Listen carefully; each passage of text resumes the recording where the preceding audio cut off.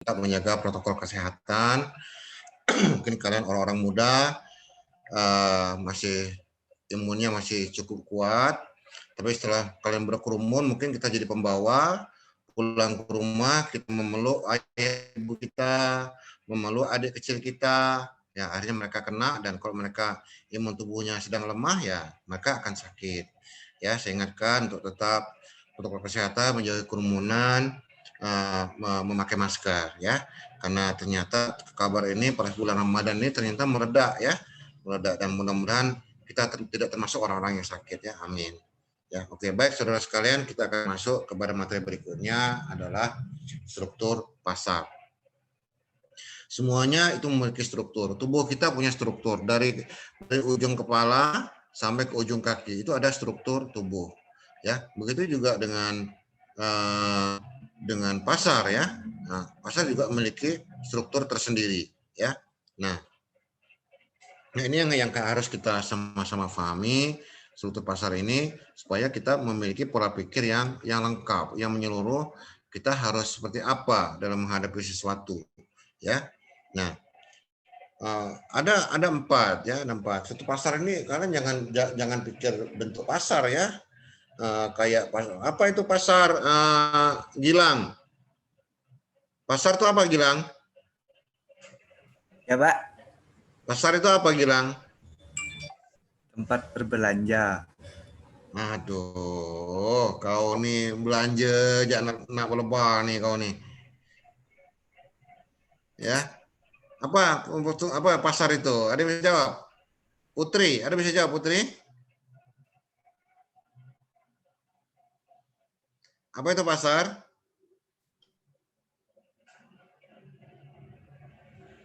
Ya, aduh, pasar kan sudah kita jelaskan di awal-awal kemarin itu. Pertemuan berapa itu, lupa saya.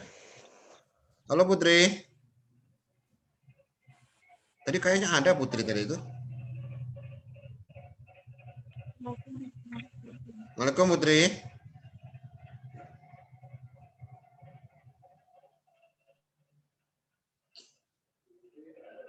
Putri Ju apa tadi itu ada? Keluar.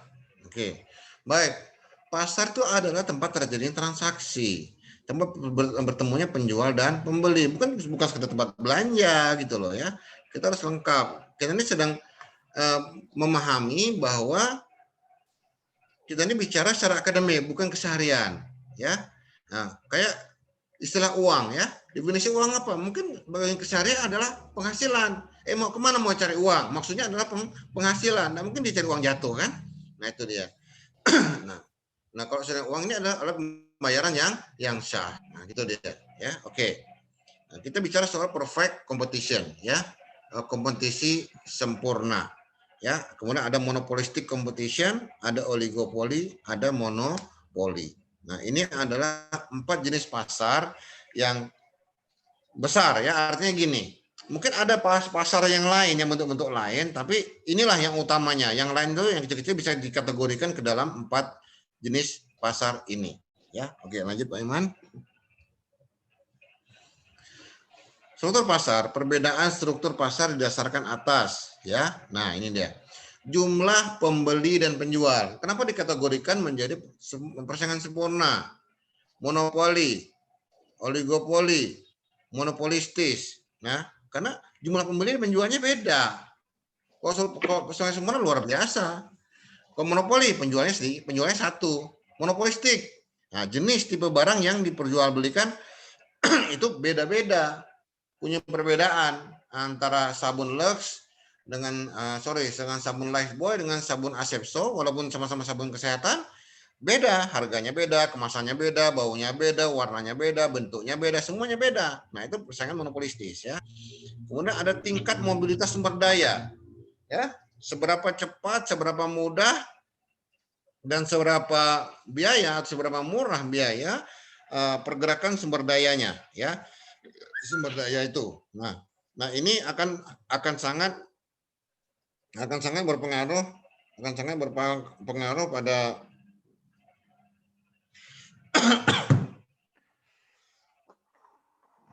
astagfirullah, maaf ya. Berpengaruh pada kategori pengkategorian ini masuk ke pasar yang mana.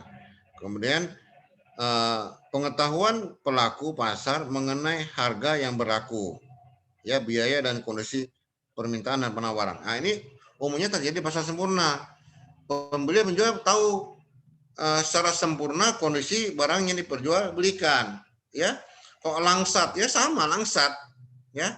Jeruk, ya sekarang macam-macam, ada jeruk madu, ada jeruk susu. Saya pun enggak paham benar gitu. Saya lihat ada tulisan jeruk madu, terus ada jeruk susu, ada jeruk madu susu gitu. Saya agak bingung juga. Itu mereka berusaha memasukkan, menggeser persaingan sempurna tadi menjadi monopolistis. Supaya apa? Supaya menaikkan harga, gitu loh. Nah, ini tujuannya, ya. Nah, untuk menggeser ini, tapi ya kok saya sih ya jeruk lah gitu. Paling besar kecilnya yang beda, ada kelas A, kelas B, kelas C gitu kan, kelas D. Yang kelas D itu kan biasa dipakai untuk bikin air jeruk itu kan, ya pakai keranjang-keranjang besar yang kecil-kecil itu, ya. Nah, ini faktor-faktor yang mengkategorikan pasar masuk kepada struktur yang mana, ya. Oke, lanjut Pak Iman. Ya. Oke, pasar persaingan sempurna. Perfectly competitive market, ya. Nah, ini bahasanya Pak Iman nih. Ya, beliau nih ahli bahasa Inggris soalnya, ya. Instruktur bahasa Inggris, ya. Pasar persaingan sempurna. Pasar persaingan sempurna adalah suatu struktur pasar di mana terdapat banyak, nah tadi ya, banyak penjual dan pembeli, di mana masing-masing tidak dapat mempengaruhi keadaan. Semua adalah price taker. Ya, price taker itu adalah semua adalah pengikut harga. Karena saking banyaknya, pembelinya banyak, penjualnya banyak, saking banyaknya, ya, mereka tidak ada yang price setter yang menentukan harga, ya, tidak ada. Itu dia. Nah, ciri-cirinya pertama, jumlah pembeli dan penjual banyak sehingga masing-masing pembeli dan penjual secara sendiri-sendiri tidak mampu memengaruhi harga pasar. Udah kayak gitulah. Kalau dalam statistik itu given itu artinya sudah kayak begitulah, kita tidak bisa mengaruhi lagi, ya. Nah, kemudian yang kedua, ya, harga ditentukan oleh mekanisme permintaan dan penawaran dan tidak dapat diubah, ya, suatu datum, ya. Nah, itu dia. Memang ada kadang-kadang di masa-masa tertentu, ya, harga ayam itu sama semuanya, tapi begitu mau dekat Lebaran, ya, nah langsung naik. Karena kenapa? Karena permintaan ayam meningkat, walaupun mungkin penawarannya meningkatnya tidak akan sebanyak dari permintaan, maka terpaksalah harga menjadi naik, ya. Nah, itu dia. Setiap penjual dan pembeli sebagai pengambil harga, price taker tadi sudah saya jelaskan. Setiap perusahaan atau orang atau lembaga menghasilkan barang yang sama, homogen, ya sama, sama, ya, homogenus menurut pandangan konsumen. Seperti tadi, ya, orang jual langsat, jual rambutan, nggak tahu, nanti siap-siap saja, nanti mungkin ada istilah rambutan madu, ya, rambutan susu atau langsat madu, bisa jadi gitu kan. Tapi saya tidak lihat perbedaannya sebenarnya gitu loh, ya. Mungkin lebih daerah tertentu mungkin pengaruh tanahnya atau pengaruh airnya atau pengaruh pemeliharaannya lebih manis, mungkin lebih besar, mungkin itu bisa saja. Kemudian dikasih nama yang lain untuk menggeser dari persaingan sempurna masuk ke persaingan monopolistis, ya. Oke. Setiap perusahaan bebas keluar masuk pasar, seperti penjual buah. Dia mau jual hari ini bisa, besok enggak jualan pun enggak apa-apa, gitu loh, ya. Jadi itu enggak ngaruh, dia mau jualan dengan enggak tuh, itu enggak ngaruh, ya. Nah, terserah aja mau kalau dia masuk pun enggak menambah penawaran pun biasa saja, permintaan biasa saja, harga pun seperti itu, dia enggak ada pun ya seperti itu juga. Nah, gitu loh. Ya, kemudian sumber produksi bebas bergerak kemanapun. Nah, jadi ini namanya bebas bergerak kemanapun. Contohnya ketika harga apa ya? Harga ayam di Sanggau lebih tinggi dari Pontianak. Artinya apa? Akhirnya mereka bergerak banyak ayam yang kemudian bergerak ke diangkut ke Sanggau supaya keuntungannya lebih tinggi. Tapi dengan semakin banyak ayam di sana, maka harga ayam di sana akan turun.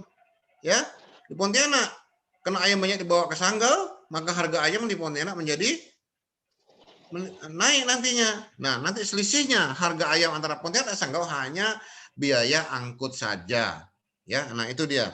Itu namanya setiap urusan bebas sumber produksi bebas bergerak kemanapun. Nah itu dia ya. Oke. Pembeli dan menjual memiliki pengetahuan yang sempurna terhadap pasar. Ya itu dia. Mereka tahu betul barang yang dijual. Astagfirullah. Maaf ya.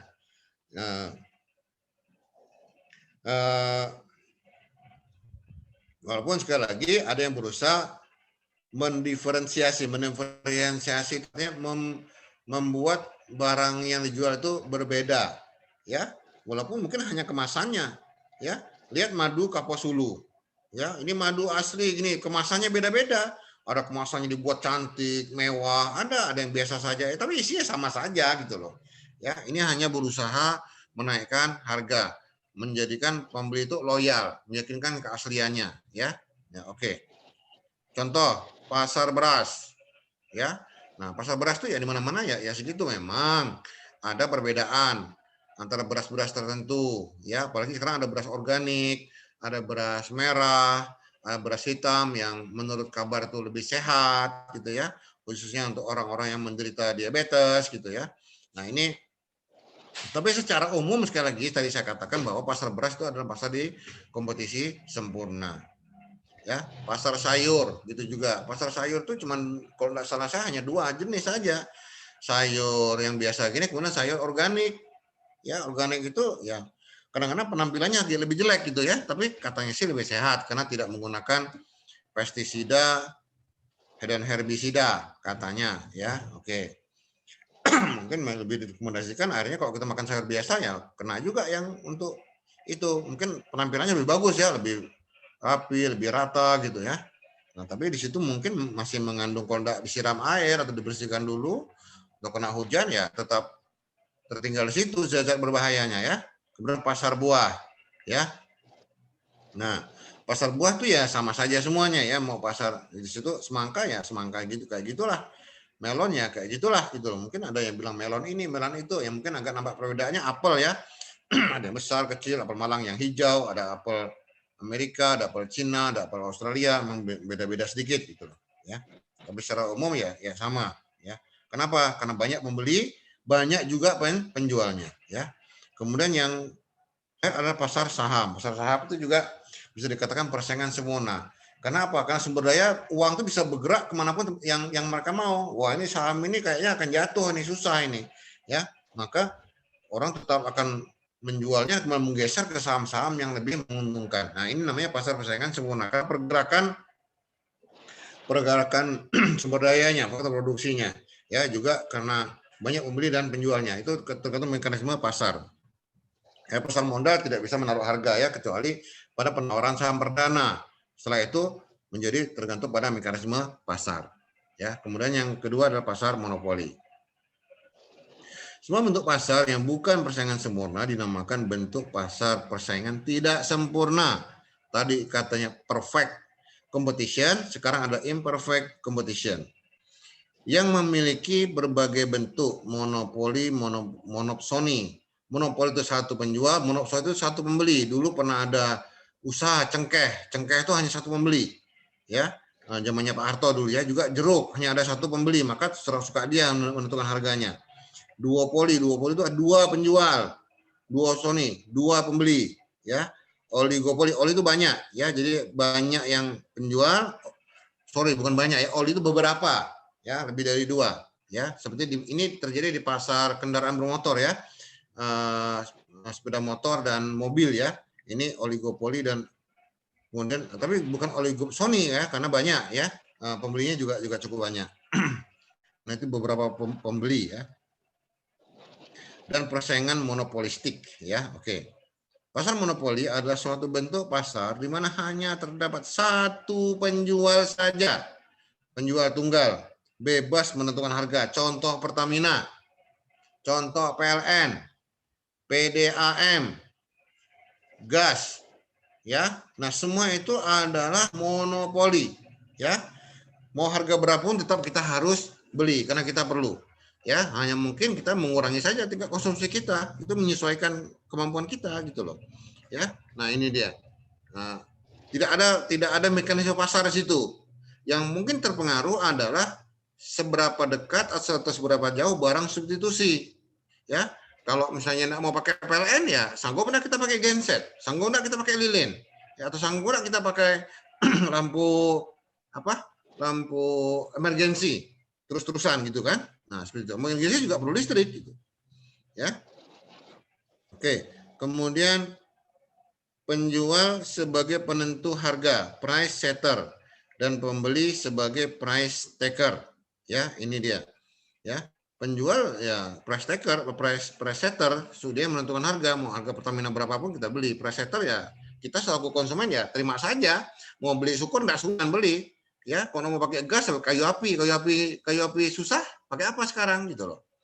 Ya, arang. Ya, arang agak susah juga karena akan pengaruh pada polusi udara dan juga mungkin menjadi kotor dapur kita gitu ya. Oke. Faktor-faktor penyebab terbentuknya pasar monopoli. Satu, teknologi yang tinggi, ya. Nah, makanya teknologi tinggi ini contoh Apple itu monopoli teknologinya. Dia tidak mau bagi. Ya, Google dengan Android-nya, Apple dengan iOS-nya ya. Google dengan Android-nya itu juga monopoli. Kan dibagi Pak, tapi kan semua sumber dari dia. Orang beli dari dia, orang harus tunduk dengan dia gitu loh. dengan kebijakan dia. Nah, itu namanya pasar yang sudah monopoli ya.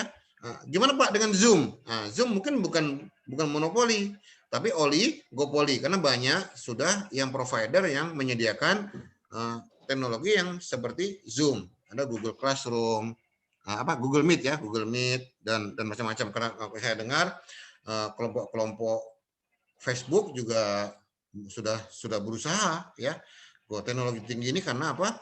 Menjadi monopoli karena patennya tadi ya, karena patennya.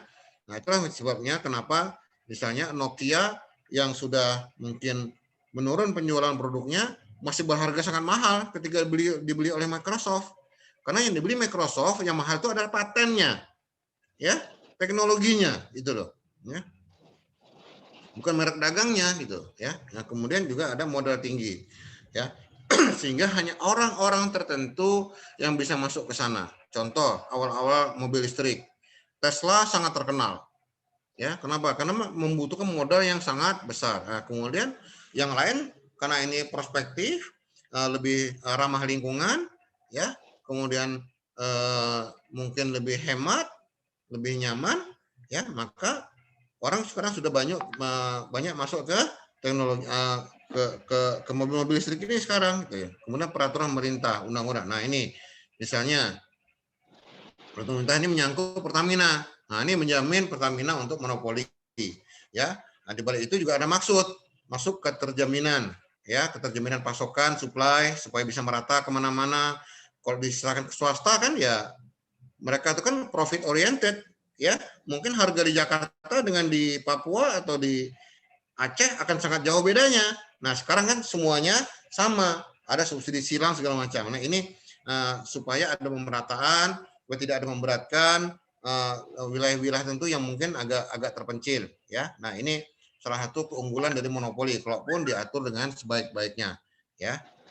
Nah, tapi kadang-kadang karena monopoli inilah malah terjadi salah urus gitu loh, malah utang banyak, malah segala macam gitu kan, perusahaan-perusahaan ini gitu. Nah, ini yang susah gitu ya.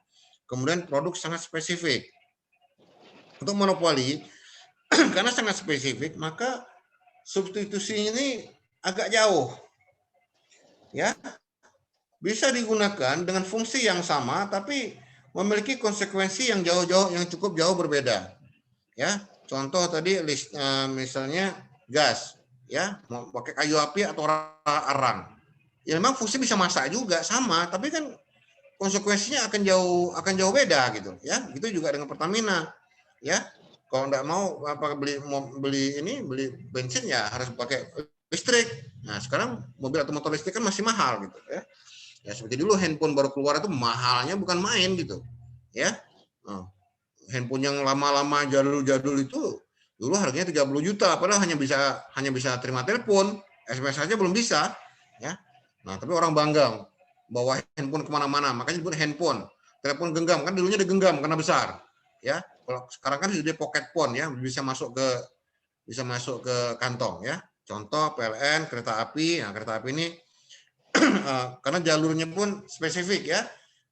Kalau misalnya banyak yang usaha kereta api ya, bayangin jalur kereta api banyak ya susah. Kok satu dipakai rame-rame ya banyak tabrakan nanti gitu loh ya. Memang harus diatur. PAM juga gitu untuk air ya. Untuk air karena pengolahan air itu kan harus memiliki standar-standar tertentu ya. Standar kesehatan, standar pasokan ya. Nah, paling nanti harganya dibedakan saja untuk yang kepentingan publik seperti untuk masjid, untuk sekolah jelas murah. Untuk rumah agak tinggi, untuk bisnis lebih tinggi lagi gitu loh. Apalagi dibedakan hal seperti itu. Tapi istilah intinya ada pemasoknya hanya satu. Penggantinya hanya air sungai atau hujan atau air tanah gitu loh. Yang mungkin kualitasnya tidak seperti air PAM ya, minimal kebeningannya ya. Oke, lanjut Pak Iman.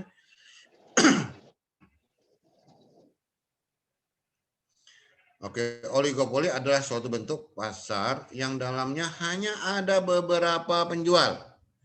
Jadi lebih dari dua biasanya. Kalau dua itu kan duopoli. Ya, tiga apa? Trio. Tapi tidak ada istilah trio poli ya. Nah, tapi misalnya di atas dua. Ya. Nah, masing-masing penjual memiliki pengaruh atas harga-harga barang yang dijual, tapi tidak sebesar pengaruh penjual monopolis.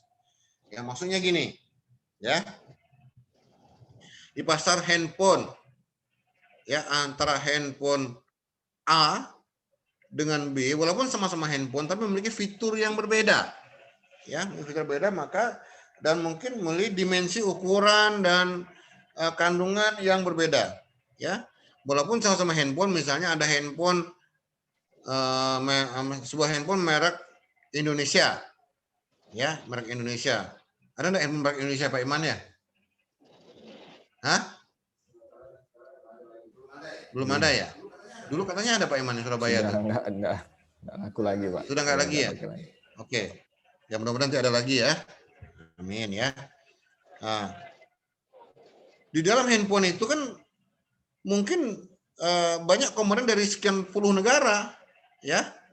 Casingnya, kameranya, mic-nya, speakernya, kemudian layarnya, macam-macam itu gitu loh ya. Oke.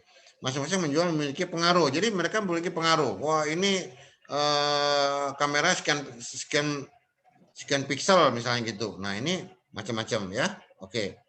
Jadi tapi kalau harganya terlalu tinggi ya orang juga pindah gitu loh ya. Oke. Ada saling ketergantungan antara perusahaan yang satu dengan perusahaan yang lain. Nah, itu tadi saya bilang bahwa dalam satu handphone itu isinya macam-macam ya dari berbagai negara, dari berbagai produsen. Ya, mereknya walaupun mereknya merek A, tapi isinya bisa jadi mereknya macam-macam juga nanti gitu loh. Itu juga dengan mobil, itu juga dengan motor. Mereka memiliki fitur yang sama masing-masing. Tapi ketika dalam ekonomi mikro, ketika ada satu penemuan, maka akan ada penemuan-penemuan yang lain di sekitarnya, karena penemuan yang itu sudah dipatenkan. Contoh sederhana ketika BlackBerry dulu mengeluarkan namanya apa Pak Iman ya? BlackBerry itu? BlackBerry Messenger, BBM. Ya, nah, kemudian muncul yang lain, ada WhatsApp, ada Telegram, ada Line, ada WeChat, macam-macam gitu ya. Nah, banyak sekali sekarang itu ya. Nah, nah yang jauh lebih kemudian bisa jauh lebih kreatif karena mereka lebih kreatif dan bisa jauh lebih maju gitu loh ya. Nah, itu dia. Maka ada saling ketergantungan antara satu dengan yang lain. Ya. Untuk menguasai harga dan konsumen adalah menggunakan merek-merek dagang tertentu, differentiated product dengan mutu dan rasa agak sedikit berbeda. Oke, satu produsen saja handphone, dia tipe itu banyak-banyak, ya. Ada A04, A05 misalnya, atau Z 7 misalnya gitu kan. Nah, itu tipe-tipenya. Satu produsen itu, apalagi banyak produsen sekarang, ya. Kenapa? Mereka berusaha menguasai harga dan konsumen. Kalau konsumen mampunya beli yang harga sekian, ya ini dia menyediakan dengan fitur yang sesuai. Kalau misalnya produsen yang fitur yang lebih tinggi, ya ada harganya sekian, beda gitu. Walaupun dengan merek yang sama. Nah itu dia. Nah ini kalian bisa perhatikan di toko handphone lah, yang sangat variatif sekarang ini dengan berbagai macam fitur-fiturnya. Ya, jadi mereka berusaha menguasai harga dan konsumen dengan cara itu, ya, menggunakan merek-merek dagang tertentu, diferensiated produk, ya. Nah, mereknya sebenarnya tetap, tipenya mungkin agak-agak beda, ya. Walaupun mereka mungkin saling berkolaborasi juga. Oke, lanjut Pak Iman. Contoh industri rokok, ya. Nah, rokok ini kan tidak banyak produsen besarnya, ya.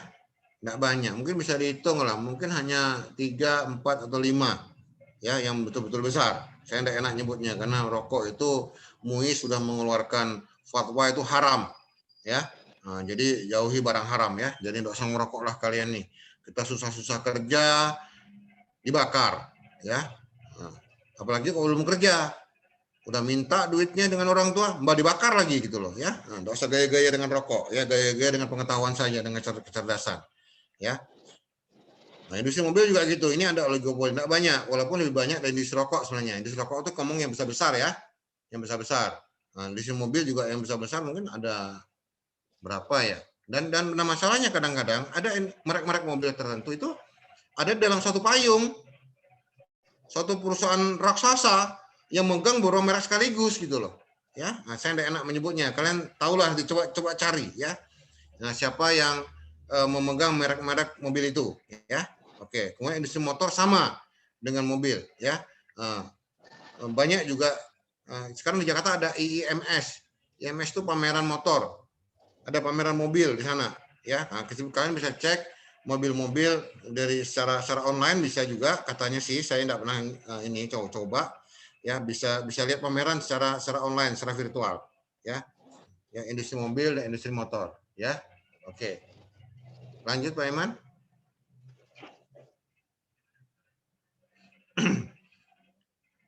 Ini persaingan monopolistis, ya.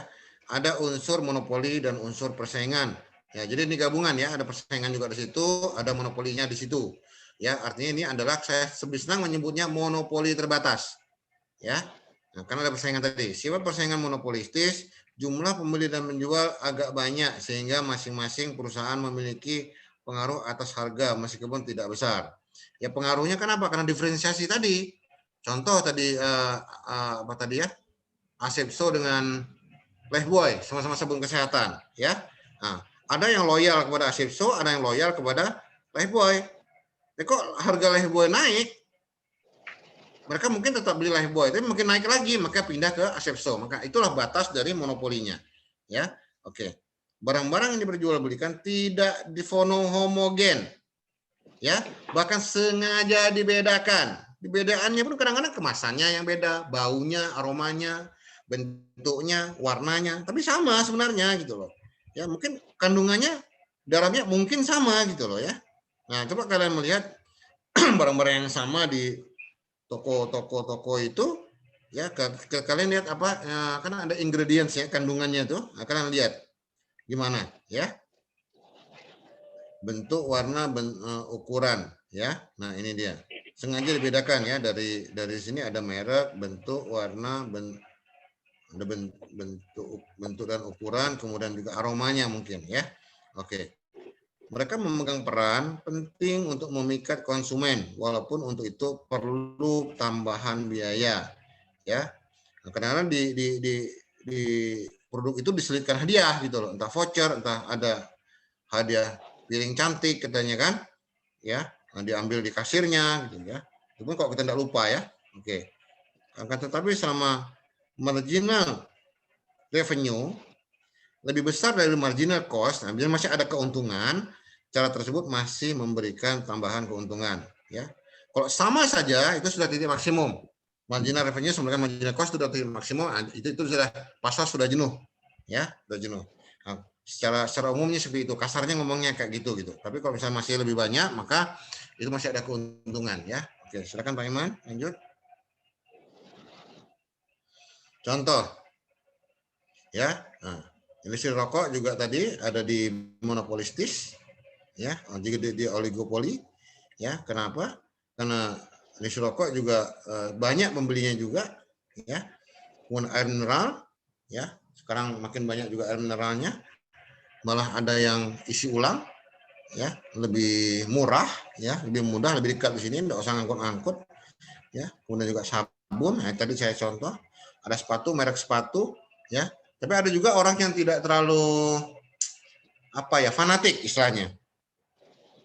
Dia cari aja sabun mana yang lagi obral, yang lagi diskon. Nah, dia beli itu gitu ya. Sabun ya sabun katanya kan. Tapi ada yang fanatik, oh saya harus pakai sabun ini katanya.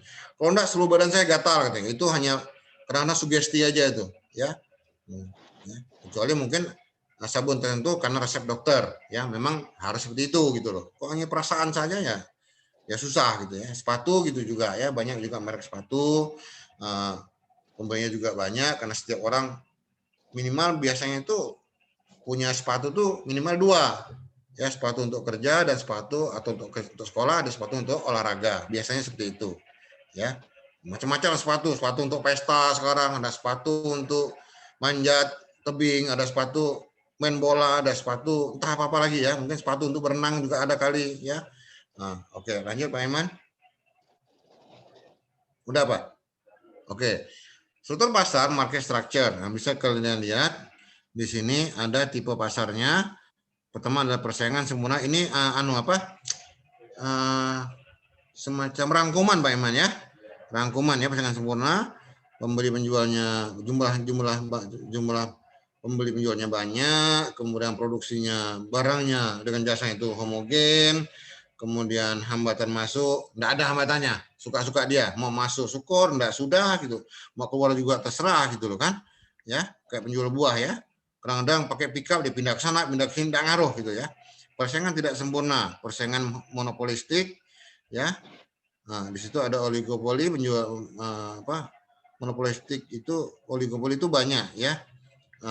Perusahaannya juga banyak, lebih dari satu istilahnya, tapi tidak sebanyak dari persaingan sempurna karena dia masih bisa menentukan harga. Ada diferensiasi produknya, ada ya, masing-masing merek ada, mobil ya, motor, rokok, handphone ya. Kemudian keluar masuknya juga bebas, terserah dia mau masuk atau mau keluar. Kadang-kadang ada yang berguguran juga ya. Di handphone banyak handphone yang udah muncul lagi sekarang gitu loh. Ya. Oke. Monopoli hanya satu ya, hanya satu penjual, kemudian bisa homogen dan bisa terdiferensiasi ya. Monopoli bisa Pertamina, homogen minyak misalnya premium, tapi Pertamina kan tidak hanya jual premium, ada Pertalite, ada apa lagi Pak Iman ya? Yang lebih mahal di Pertalite tuh. Nah, Pertamax ya. Nah, itu menjadi ada yang terdiferensiasi juga gitu loh ya. Nah, tapi juga masuknya ya monopoli ya terbatas kalau memang mampu gitu ya. Oke. Nah, itu gambaran umum bagaimana struktur pasar itu bisa kita pahami ya, dan kalian selama ini berhadapan dengan hal itu, mau sadar atau tidak. Nah, tapi dengan pengetahuan ini karena menyadari dan mempelajari itu, bagaimana pergerakannya gitu loh, ya. Oke. Oke, saya tanya sekarang, saya mau ngetes, ada 2 orang misalnya. Ya, Pak? Ya. Nah, Gilang. Apa perbedaan monopoli dengan persaingan sempurna, Gilang? Ya, Pak. Perbedaan antara monopoli dengan persaingan sempurna. Yang paling mudah lah saya ini.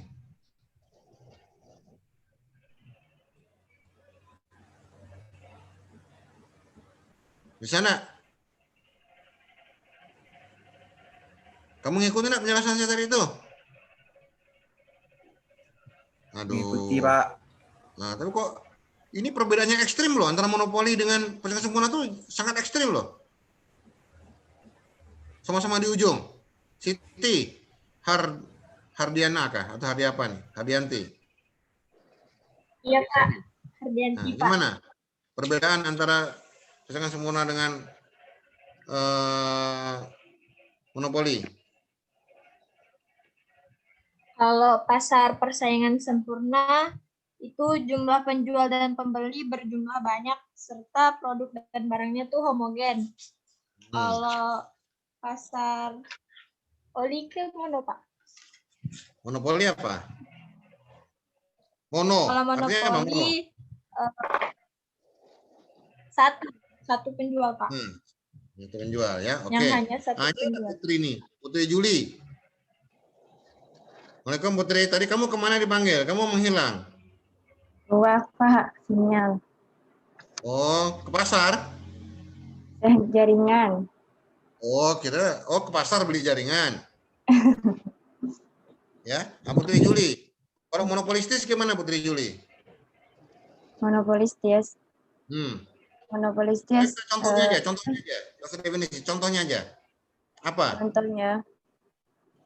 Contohnya tuh kayak sampo, air mineral, apa namanya?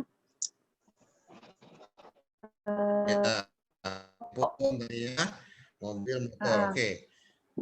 Oke, saudara sekalian, ini dilakukan oleh Pak Iman. Tolong kalian bisa review kembali dan dikembangkan lagi dengan materi-materi referensi lain, dicari googling coba nanti supaya pemakaman bisa lebih luas dan lebih dalam. Saya serahkan waktu pada Pak Iman. Terima kasih Iman. Assalamualaikum warahmatullahi wabarakatuh. Selamat berpuasa. Waalaikumsalam. Waalaikumsalam. Baik, rekan-rekan sekalian, demikian kuliah kita hari ini. Ya, kita akhiri dengan baca hamdalah. Alhamdulillahirrabbilalamin. Terima kasih atas segala perhatian. Mohon maaf atas segala kekurangan. Kami akhiri. Assalamualaikum warahmatullahi wabarakatuh. Waalaikumsalam warahmatullahi wabarakatuh.